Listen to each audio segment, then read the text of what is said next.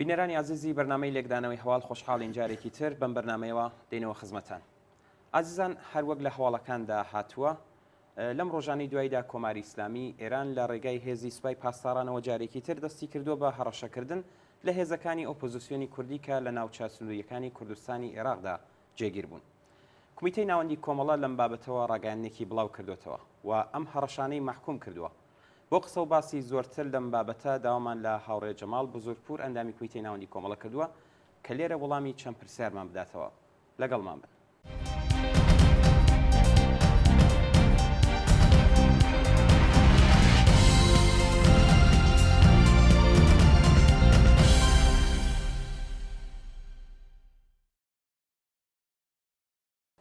کاک جەماڵ سەرەتا بە خێراتنت پێ دەڵم با پرسیاری ئەوڵم لێرەوە دەست پێ بکەم. مەبەستی ئەم هەڕەشەی کۆماری ئیسلامی لەم شرایەتە حساس و تایبەتەدا چییە؟ باشتر وایە پرسم کە لە چ شرایەتێکدا ئەم هەڕەشانە دەکرێت؟ وەڵێ زۆر سپاس بۆ ئێوە.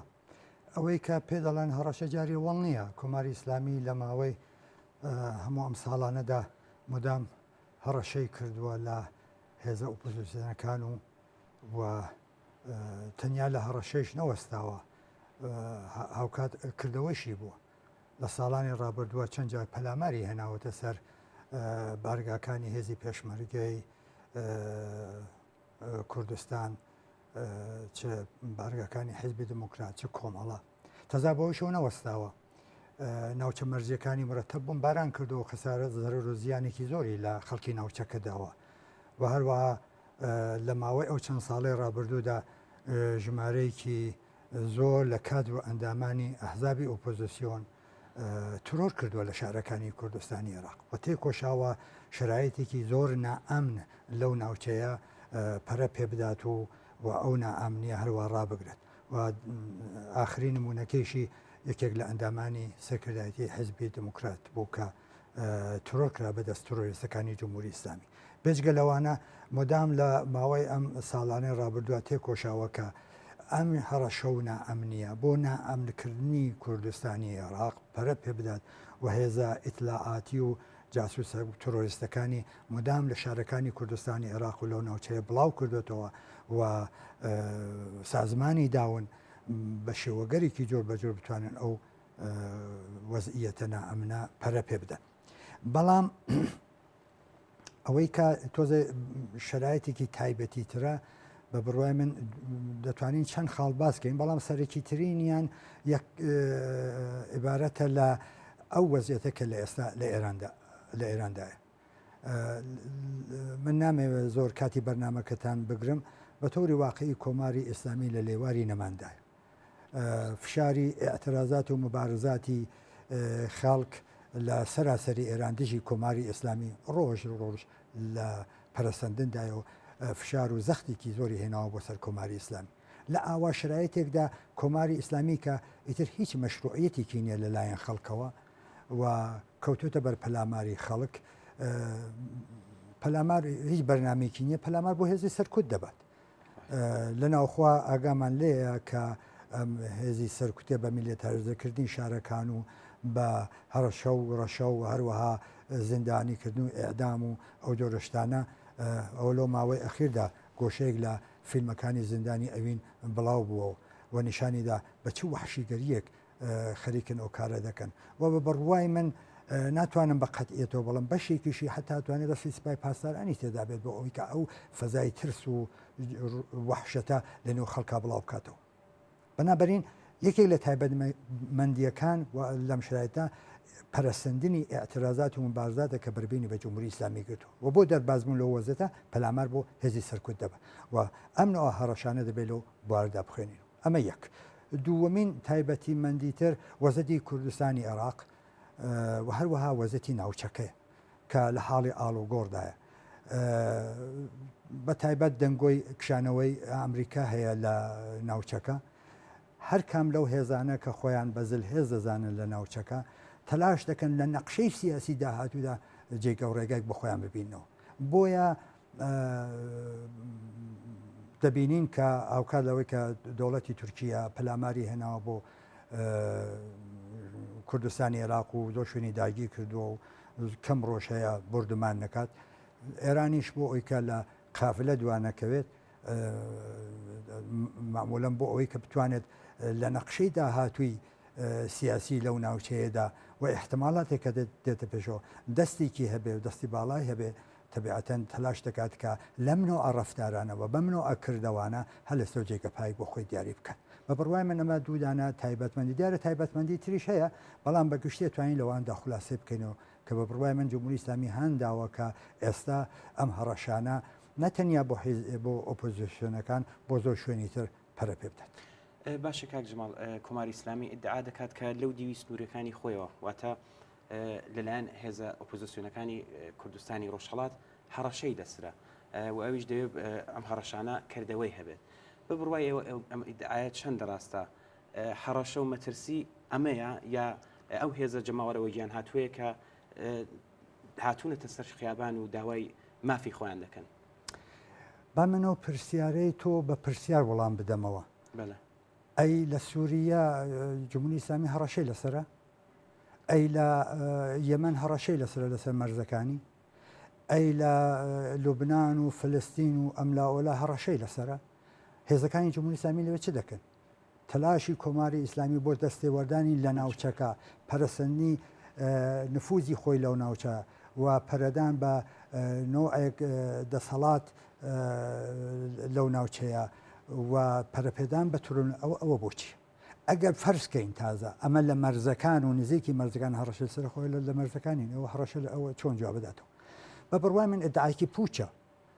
و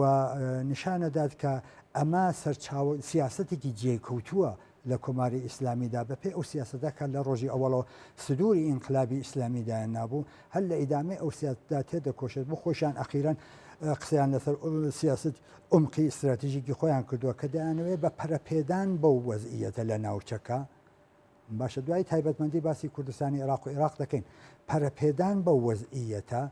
بتوانن لە نەقشەی سیاسی ناوچەکەدا دەسەڵاتیان هەبێت و هژمونی خۆیان داسەپێنن ئەمە ئەساسی مەسئلەکەیە و تەبیعەتەن بۆ هەر کامێکیشی بەهانە هەیە دانیکیان دفاع لە هەرەمە دانیکیان دفاع نازانم لە مەزلومینە دانێ دفاع لە خەڵکی فلستینە لێرێش بەهانەیەک هەیە هەوا کە بۆ دەوڵەتی تورکیش بەهانە هەیە بۆ دەوڵەتی ئێرانیش بەهانە هەیە بەهانەیە بۆ ئەساسەن بەدەستەوەگرتنی بەڕێوەبردننی سیاسەتێک بۆ ئەوەی کە لە داهاتوودا نەقشیان هەبێت و جێگە پێیان هەبێت لە نەقشەی سیاسی لە ناوچەکەدا کە ڕوئەدات بەنابەرین بە بڕوای من ئەوە بەهانەیەکی بێناوەڕۆکە و ناتوانێت جێگەی ئەعتبار بێت مزافن بەر ئەوەی کە ئومیدوارم لە پرسیارەکانی تۆدا ببێت ئەو هەڕەشەش غەیرە واقعیە من پێم وایە کە ئەساسەن دەگەڕێتەوە بۆ سەر سیاسەتەکانی کۆماری ئیسلامی و ئەو سیاسەتانەی کۆماری ئیسلامی هەیەی بۆ دەستێوەردان لە ناوچەکە دەبێت لە ڕوانگاو بخوێنینەوە. کاک جەماڵ لە ئێستادا شرایطی سیاسی فعالیەتی نظامی کۆمەڵە چەند بارها باس کراوە فعالیەتی سیاسی نظامی کۆمەڵە زۆر ڕوون و ئاشکراشە بەڵام لەم شرایطی ئێستادا ئەم فعالیەتە چۆن دەچێتە پێش ئەوە زۆرمان باس کردووە و قسێکی زۆر لەسەر پێم واشە ڕەبتیشی هەیە بەم مەسئلەیە لە واقعدا ئەو قسە باسانی پێشوو کە کردمان لە حقیقەتدا سیاسەتی نظامی ئێمە جوابدانەوەی کە بەنیازی بزوتنەوەی شۆڕەشکێرانی کوردستان هەر ڕۆژی ئەوەڵش وا بوو بەڕاستی مبارزەی مسەلەحانە دژی پەلاماری کۆماری ئیسلامی ئێمە اختراعمان نەکرد کۆماری ئیسلامی دوایەوەی کە ویست و داخوازەکانی خەڵکی لە سەراسەری ئێرانە سەرکوت کرد ئەو وەزەتەی لە کوردستان بۆ تەحمل نەدەکرا بەرامبەر بە ویست و داخوازەکانی خەڵک پەنای بەر بۆ هێرشکردن و بۆ خەڵکی کوردستانی ئێران ڕێگەیەک نەماوە جگەلەوەی کە دیارە تاریخی خۆشیە بوو ڕێگەیەک نەما جگەلەوەی کە پەنابەرن دفاع لە خۆیان بە و مقاومەتی شکڵە پێ بدەن کۆمەڵە ئەو مقاومەتەی سازماندا لەگەڵ ئەحزابی تر ئەمە ئەوە بڵم کە مبارزەی مسەلەحانە و سیاسەتی ئێمە لەو ئەرسەیەدا بەشێکی گیانەکراوە لە نیازی واقعی و لە سیاست و حرەکەتی بزوتنەوەی شۆڕشگەرانی کوردستانە بۆ چوونە پێشەوە بۆ سەلماندنی داخوازەکانیان ئەم مقاومەتۆ کە سازماندرا بەرەبەرە تووشی مەحدودیت و پاشەکشێ بوو و هێزی پێشمەرگەی کشانەوە ئەم دی و مەرزەکان وەمە مەحدودیتێکی پێی تحمیل کرد بەڵام لە مقابل ئەوەی کە ئەم مەحدودیتە بەم ئەرسەیە تحمیل بوو ئەرسەهای بزوتنەوەی کوردستان ئەرسەهایەکی تری مبارزەی کردەوە مبارزاتی کرێکاری اعتصاباتی زۆر گەورە حرەکەت‌های مەدەنی لە بواری جۆر بە جۆردا هەموو ئەمە بە ئێمە دەڵێ بزوتنەوەی شۆڕشگێرانە ڕاستە ئەم ئەرسەیە لە مبارزەکەی کە مەحدود بووەتەوە بەڵام ئەرسەهایەکی تری لە مبارزە بۆ بەبەرەکانەی لەگەڵ کۆماری ئیسلامی گەشە پێداوە و ئێستا ئێمە ئیمڕۆ لەگەڵ گەشەی ئەو مبارزاتە ڕوبەڕووین بەنابەرین مبارزەی مسلحانەی ئێمە ئێستا لە حاڵ حازرا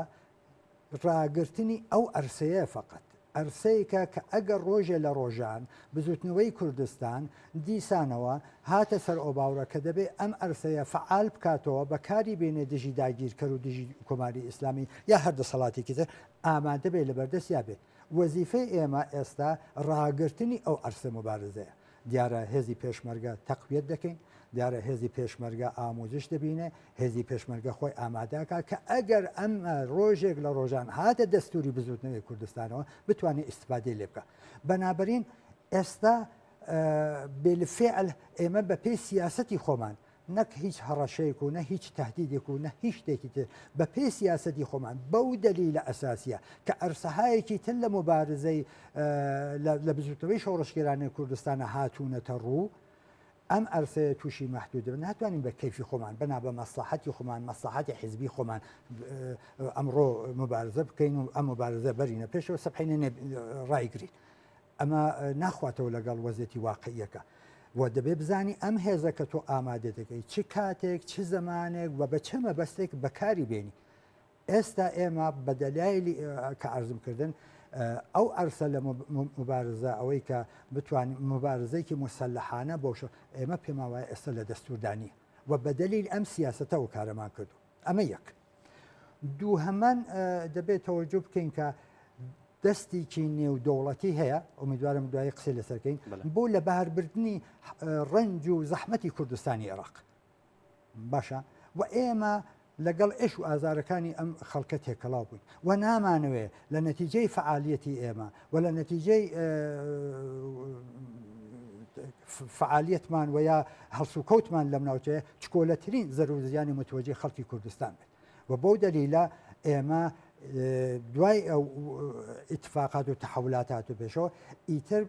کوردستانی را بە پشتی جبهەی خۆمان نازانین بۆ معنایە بچین لەو دیو ئەمەلیاتی نظامی بکەین و بینەوە لێرە ئیسراحەت بکەین نەخێر ئەساسەن جبهەی ئێمە ئێرە جا دوایی باسی دەکەین من قسەکەم ئەوەیە کە دەڵم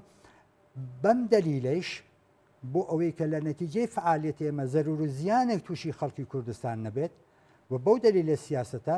ئێمە ئەم ئەرسە لە فعالیەتە ئێستا مەحدودمان کردە بۆەوەی کە هێزی پێشمەرگەی کۆمەڵە بەهێزکەین تەقویەتی کەین ئامادەی بکەین کە ئەگەر زمانێک بزوتنەوەی کوردستان ویستی دەستی بۆ بەرێت هێزی ئامادەی هەبێت بتوانێت ئیسفادێ لێ بکە کاک جەماڵ باسی کوردستانی باشوورت کرد من پرسیارەکەم ئەوەیە پێ وایە ئەم سیاسەتەی هەڕەشە و دەستێوەردانی کۆماری ئیسلامی فقط هەڕەشەیە بۆ سەر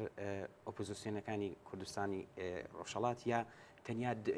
پێدوانیە دژ بە خەڵکی کوردستانی عێراقیش بێت بەبەستی ئەمە نییە کاک ئەمیر واقعان لە توولی ئەو ماوەیەدا هیچ کات نە دەوڵەتی تورکیا نە دەوڵەتی ئێران نە دەوڵەتی عێراق نە سووریا دیانیان بە ئەو حکوومەتی هەرێمدا نەناو پێش ئەوەیش دروست ببێت هاوپەیمانیکی جددی لە بینی دەوڵەتانی تورکیا ئێران سووریا و عێراقا بوو ئێستا سووریا و عێراق وەزیەتیان ئاوای لە هاتووە ئەو نەقش و دەورانیە دەوڵەتی تورکیا و ئێران هاوکار بەپێ ئەو تاهودە کە بە یەکیان داوە بەرامبەر بە مەسئلەی کورد لە ناوچەکەدا هاوپەیمانیانەیە سەرڕایەوەیکە بۆ خۆشیان تەزادیانەیە لە بوارە جۆر بە جۆرەکاندا نەقشەی لەباربردنی هەر حرەکەتێک کە خەڵکی کوردستان نزیک بکاتەوە بە مافی دیاریکردنی چارەنووسی خۆی بە مافی زەوت کراوەکانی خۆی قەتعەن بزانە کە بربەرەکانی لەگەڵ دەکەن لە نەقشەی بربەرەکانەدا هاودەنگن بەڵام لە حاصڵی بربەرەکانیدا ممکنە تەزادیان بێمانە بەیەکەوە کە هیچیانە کەوابوو نابێ لەوەدا شێ بکەین کە دەوڵەتی ئێران ئەگەر لە دیوی ئێران خەڵکی کورد سەرکوت دەکات دەوڵەتی تورکیا لە کوردستانی تورکیا خەڵکی کورد سەرکوت دەکات نابێ ئینتزارمان ئەوە بە دوور بزانین کە دۆست و لایەنگری خەڵکی کوردستانی عێراق بە بڕوای من ڕاستە ئێستا ئەمەی کردوتە بەهانە بەڵام ئەساسەن بۆ ئەوەی کە جێگە پێی خۆیان لە داهاتووی نەقشەی سیاسی عێراقدا جێگە پێی خۆیان محکەم بکەن و بتوانن لە هژمونی خۆیان لەو ناوچەیە بەرنەپێشەوە و یەکێک لە نەقشەکانیشیان لە باربردنی حاصلی ڕەنج و زەحمەت و فیداکاری خەڵکی کوردستانی عێراق بەداخەوە جیاوازی و فاصلەی کە کەوتوتە بینی دەسەڵات لە کوردستانی عێراق و خەڵکی عێراق مەجال دەدا بۆ نوعەکارانە مەجال دەدا بە دەستێوەردانیان و ناکۆکیە کە هەیە لە بینی هێزەکان لێرەدا و فاصلەی کە کەوتوتە بینیان مەجال دەدات و بۆ ڕقابەتکردن لە یەک مەجال دەدا کە ئەوان دەستیان ئاوەڵا بێت بە بیانووی هێزەکانی پێکاکە لەسەرەوە و کۆمەڵە و دموکرات لە خوارەوە دەستێوەردا بکەن وەروە کە باسم کرد ئەگەر مێژوەکە بینێن پێچەوە دەستێوەردانیان کەم نەبوو ڕاستە بەهانە ئەمەیە بەڵام لە واقعدا دەوڵەتی تورکیا و دەوڵەتی ئێران و تورکیا و سووریا ئەساسەن نەقشەیان بۆ لەباربردنی ڕەنج و زەحمەت و فداکاری و ویست و ئاواتەکانی خەڵکی کوردستانە بەنابەرین ئیشتبای جددیە ئەگەر ئێمە پێمان وابێ دەوڵەتی تورکیا پەلاماری هێناوە کوردستانی ئەوەی داگیر کردو کوردستان بەشێ لە کوردستانی عێراقی داگیر کردووە ئەوە دەوڵەتی ئێران هەڕەشە دەکات هێزی کۆ کردوێتەوە خەیاڵی هەیە پەلامار بێنێت ئیشتبایە ئەگەر ئەم حیزبانە بە عامل بزانین بەڵکو ئەساسەن ئەوان نەقشیان بۆ کوردستانی عێراقەیە و بۆ خەڵکی کوردستانی عێراقەیە ئەم دەوڵەتی جمهوری ئیسلامی یەکێک لە ئیفتخاراتی ئەوەیە کە لە کوردستان ئەمنیەتی بەرقرار کردووە ئێوە دەتوانن ئەمە بە کەڕات لە کۆبوونەوەکانیانە لە نووسراوەکانیانە لە مێتینگەکانیانە لە مساحبەکانیانە ئەوەیان بارها باس کردووە کە کوردستانی عێراق ئێستا کوردستان ببەخشن کوردستانی ئێران ئێستا منتەقەیەکی تەواوەن ئەمنە دەی ئەم ڕەشە و پەلامارن بڵێ بۆ منتەقەیەکی ئەمن ببێت ئایا واقعەن نەقشەیەکی تر بە دوایەوە نییە بێگومان دەبێت بیر لەوانە بکەینەوە و ئەگەر خۆمان بەوە مەحدودکەینەوە پێما بێت لە هەڵوێستکردنا تووشی هەڵە دەبین کاک جەمال باسی ئەوەت کرد کە کۆماری ئیسلامی دەستێوەردانی هەیە لە ناوچەکەدا بەعام ئەوە هەمووشمان بە خۆمان دەزانی تایبەتمەندی کوردستانی عێراق و عێراق چییە؟ ئێران بۆچی ئاوا زۆمی کردوتە سەر کوردستانی عێراق؟ ئەوە یەکێک لەو ئەوەی کە تۆ باست کرد ئەوە جۆزی سیاسەتێکی گیانەکراوە لە یەکێک لە تایبەتمەندەکانی ئەوەی کە باسم کرد مەسئلەی کوردستان نابێ بە شوێنێک بکات دیارەوە بە شێوەیەکی جۆر بەجۆر لە ڕێگەی جۆر بەجۆرەوە بردویانە پێشەوە بەداخەوە ئەوی اتفاقانە کە لێرە ڕوویداوە ئەو دووبەرەچوون ئەو چەند بەرەکی و خلاصە ناکۆکیانە کە هەیە لە نوێ هێزەکانە و بەداخەوە ئەو فاصلە کە کەوتوتە بینی دەسەڵات لەگەڵ خەڵک هەموو ئەوە مەجالێ فراهەم کردو جگە لەوە لە ماوەیەکی داهاتوودا ئەوە عێراق بەرەوپێری ئینتخابات دەڕوە نەقشە چییە بۆ داهاتووی سیاسی ئێرە بێگومان دەوڵەتی تورکیا دەیەوێت نەقشی خۆی بنوێنێ دەوڵەتی ئێران دەیەوێت نەقشی خۆی بنوێنێت و لەم ڕێگاوە هەم مەسئولینی حکوومەتی هەرێم دەبات و پەرچەمی کوردستانیان بۆ دادەنێت هەم ئاوا پەلامار دێنێت و هەڕەشە دەکات و نردنی هێز دەکات هەم لەولاوە هێز دەنێرن و مرتب ناوچە سنوورەکان بۆمباران و وەزەر و زیان لە خەڵکەدەن بۆیە ئەساسەن نەقشە کێشانە بۆ داهاتووی سیاسی عێراق و پێم وایە ئەوان لەم تەریقەوە دەیانەوێت جێگە پێک بۆ خۆیان پێدا بکەن و لە بەهێزی سەرکوت بەهێزی نظامی بیانوێ مەعادلاتەکە بگۆڕن تەبیعەتەن لەو بابەت چۆ ئیختلاف و ناکۆکیانەیە بەڵام ئەوە کە باسم کردی لە یەک مەسئلەدا هاودەنگن ئەویش لە باربردنی حاصلی ڕەنج و زەحمەتی کوردستانی عێراق کاک جەمال ئەم هەڕەشەی ئەم جاری سپای پاسداران جیاواز بووە یعنی داوای لە خەڵکی کوردستانی باشوور کردووە کە ئەوانی کە لە دەوروبەری ئوردوگاکانی ئۆپۆزیسیۆنەکانی کوردستانی ئێرانن ئەمانە خۆیان دوور بگرن. جیاوازی ئەمە چییە؟ ئێمە ئینتزارمان لە خەڵکی کوردستانی عێراق چییە؟ بەڵێ ئەوە دیارە بە خیاڵی خۆیان دانەیە بۆ جۆرە تەفرەقە و ئەوە خەڵک نائەمنی دروستکەن، تەفرەقە خەڵک نیگەرانکەن و دژی هێزی ئۆپۆزیسیۆن بەکاریان بێن و بەم تەریقە بتوانن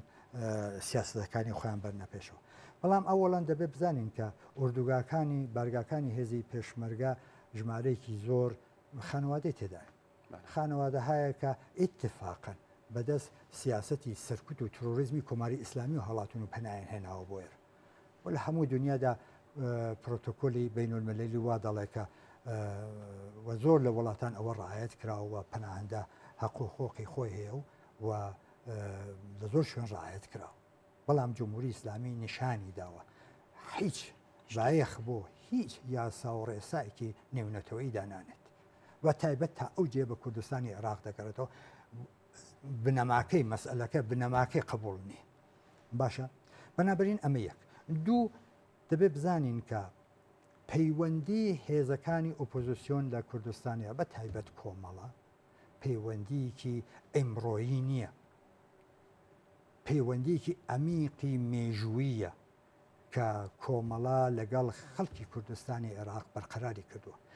کۆمەڵە هەل لە سەرەتای دەستپێکردنی فعالیەتەوە لەگەڵ ئێش و ئازارەکانی خەڵکی کوردستانی عێراق بووە. خۆی بەوان زانیوە ئەوانی بەخۆی زانیوە بەرامبەر بە ئێش و ئازارەکانی وان ئێش و ئازاری دیوە. بە ئیزافەی ئەوە ئەمەوێ ئەوە بڵم کە لە توولی ئەو ماوەیەدا تێکۆشاوە کە فعالیەتەکانی خۆی وا سازماندا وابی باتە پێشەوە کە چکۆلەترین نیگەرانی بۆ خەڵکی کوردستانی عێراق نێتە پێشەوە وایوەش بە ئیشتیا قابلی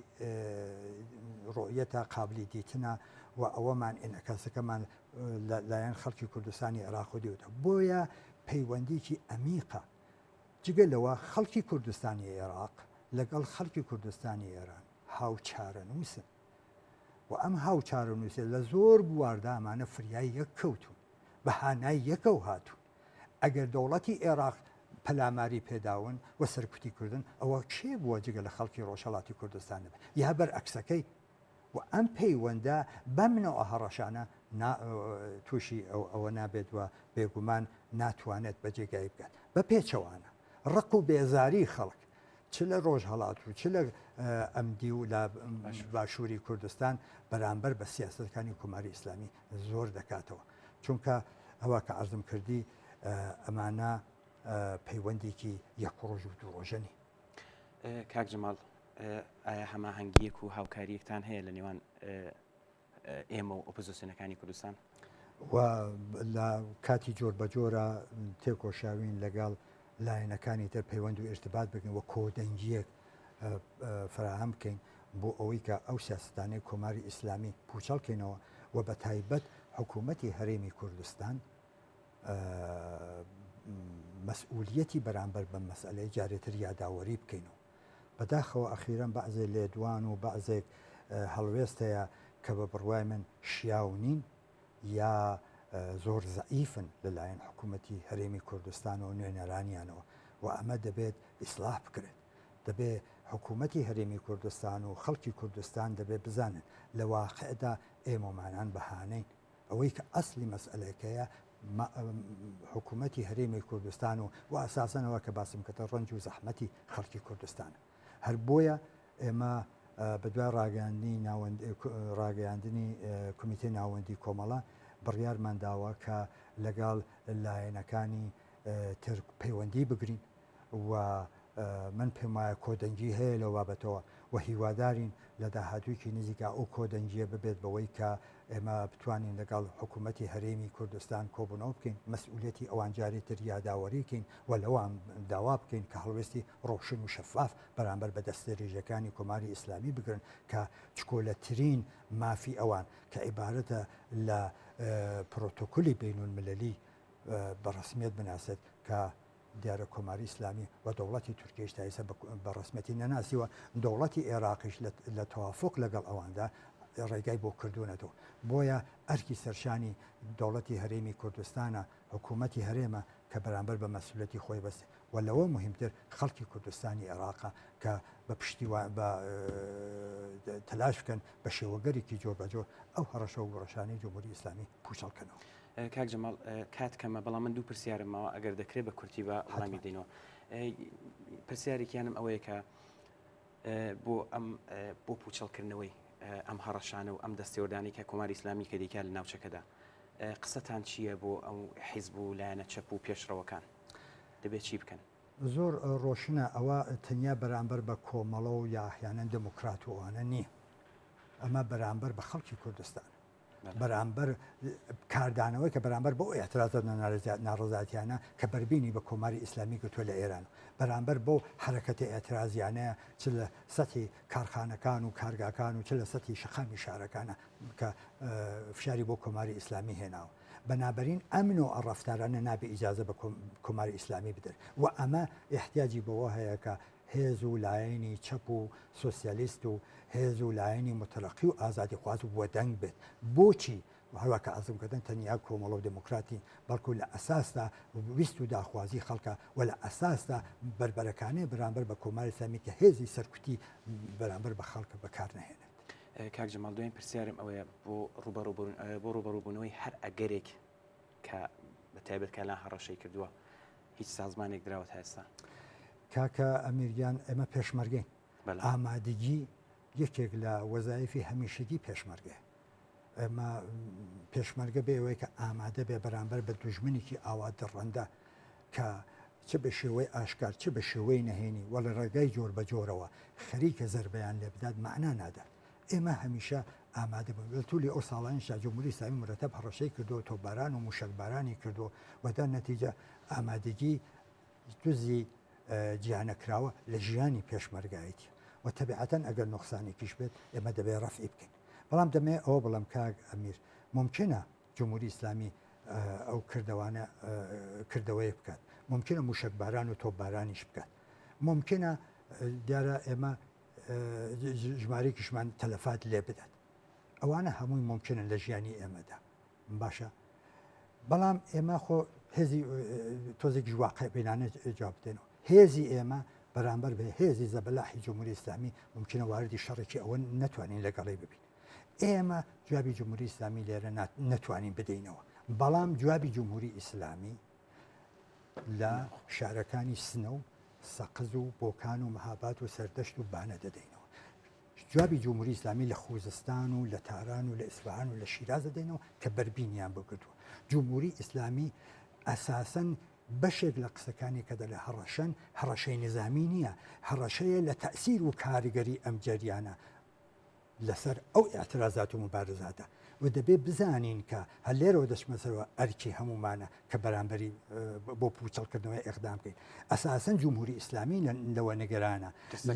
لە ڕاگەیانەکانی ئێمە لە ئێرتباتاتی ئێمە و لە فعالیتەکانی ئێمە نەگەرانە ئەوە بە هەڕەشە دەزانێت نەک ئەوەی کە ئێمە فعالیتی نظامیمان کرد بێت و ئەوەیشی بەری پێناگیرێت ئەگەر توانی لەرە تەلەفاتێکمان لەدا ئەی چ دەکا بە باقی کارەکانی تر ئەی چه دەکا بۆ ئێترازات و مبارزاتە هەر حرەکەتێکی لەرە لە ڕۆژهەڵاتی کوردستان و لە زۆربەی شارەکانی ئەلێهی دەست پێ دەکاتەوە ئەمە تەهدید نییە ئەمە ئەمریکی واقع هەر ئێستا بەربینی بە جمهوری ئیسلامی گرتووە کەوابوو ئەمن و ئەڕەفتارانی جمهوری ئیسلامیە جگە لە بێزاری خەڵک پەرپێدان بە بێزاری خەڵک جگە لە تەنەفوری زۆرتری خەڵک جگە لە پەرپێدان بە ئێترازات و مبارزاتیان هیچ شتێکی تر حاصلی نابێت ئەوە زەوەیەکە هەڕەشە لێرە بکات دەبێت جارێ بیری ئەوە بێت کە ئیسرائیل و لە باقی شوێنەکانیدا تەنگی پێ هەڵچنیوە بەڵام ئەوە ناکات لەم لاوە بۆ بربەرەکانی لەگەڵ ئەوی ئەترازات مبارزاتە ئەو ئەنمایشە مەسخەرانەیەدا و بزانێت کە جوابی لەو شوێنانە ئەدرێتەوە. زۆر سپاس کاک جەمال بزرگپور بۆ بەشداری لەم بەرنامە. زۆر سپاس بە تۆ. بینەرانی خۆشەویست زۆر سپاس کە یەکێت تا ئێستا لەگەڵمان بوون. فەرمون بۆ بینینی درێژەی بەرنامەکانی تلویزیۆنی کۆمەڵە.